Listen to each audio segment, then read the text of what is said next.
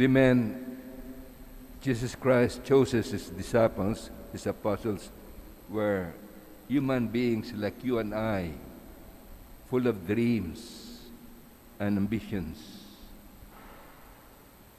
They were thinking that in the kingdom of heaven, which Jesus would establish, they would be rich, powerful, and famous. However, this is what happened to them. Peter was crucified in Rome, upside down. Andrew, his brother, went to Russia, to the land which was called then the land of man-eaters. He was also crucified, but in a form of an X. Thomas worked in Syria and went to India, where he was killed by soldiers who pierced his body with spears. Philip went to North Africa, and when he had converted the wife of the Roman proconsul,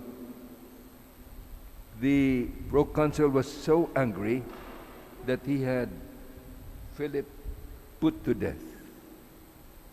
Matthew went to Ethiopia, and he was stabbed to death. Bartholomew went to Saudi Arabia, where he died a martyr's death.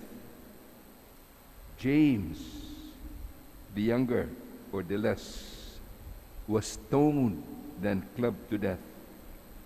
Simon the Zealot went to Persia, or today's Iran, and was killed when he refused to offer sacrifice to the sun god. Matthias, the apostle chosen to replace Judas Iscariot, was burned to death. Only John the Evangelist survived, but after he was thrown alive into a big pot of boiling oil, miraculously he survived and died a natural death in the island of Patmos. In the lives of these chosen friends of Jesus, we see how his words proved to be true. Take up one's cross daily, follow him. Turn away from one's loved ones. Even the word hate. However, the word hate, misei, in Greek, then the original Hebrew, literally means to love less than one's father and mother and family. Because at the time when Christians became the disciples of Jesus, their family members said, "Why are you doing this? Don't you love us anymore?" The answer would be, "I love you, but I love God more." Loving God above everything.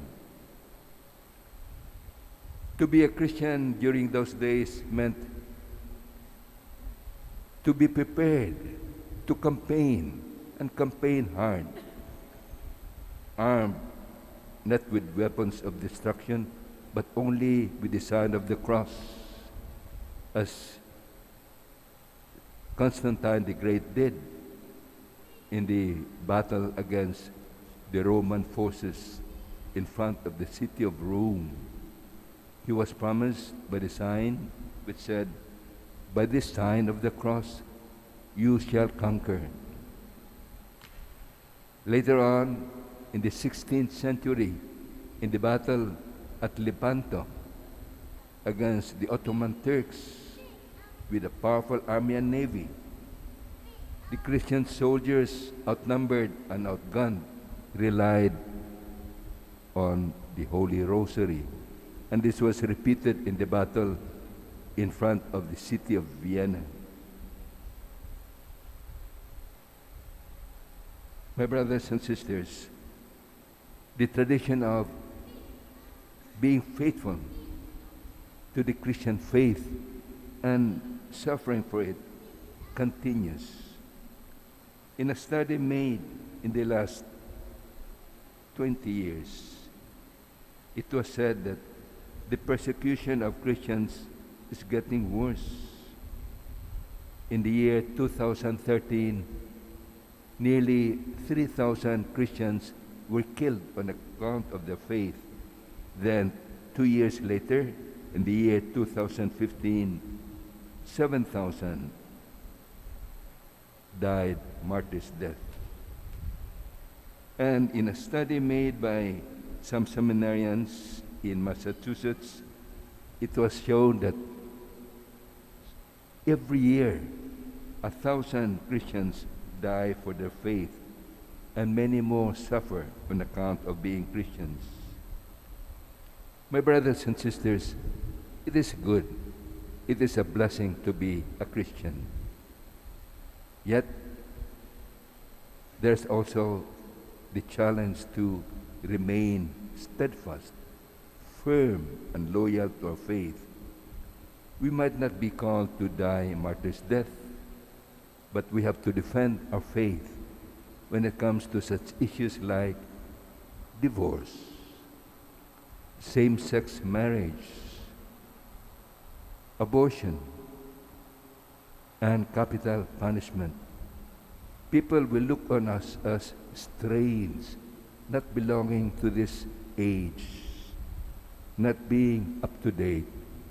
But we have to be loyal to the words of Christ, who said, if you want to follow me, renounce everything, your values, your loyalties. Take up your cross. Be hated by even the closest members of your family. What awaits those who are loyal to God will be a reward which no eye has seen, no ear has heard, nor has it entered into the imagination of man, what God has prepared for those who are loyal to Him and love Him with all their might. Amen.